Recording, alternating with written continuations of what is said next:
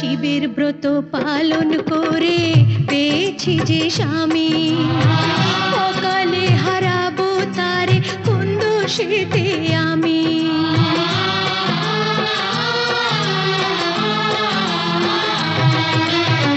শিবের ব্রত পালন করে পেয়েছি যে স্বামী, অকালে হারাবো তারে কোন দোষেতে আমি।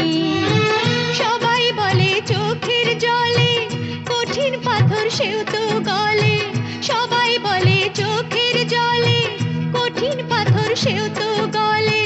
তুমি কেন পাষাণ হয়ে থাকো এমন তর,